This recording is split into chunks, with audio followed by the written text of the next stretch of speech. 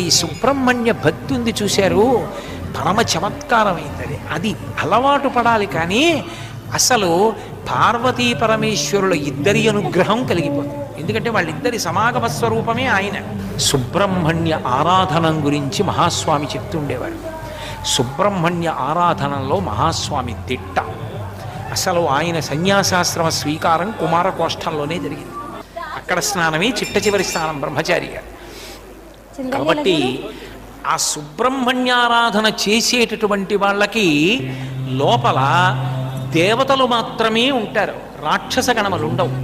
రాక్షస గణములు లేని కారణం చేత, దేవతలే ఉన్న కారణం చేత వాళ్ళ కర్మానుష్ఠానం అంతా పరమభక్తి తత్పరతతో నిండిపోతుంది, పరమధార్మికంగా ఉంటారు.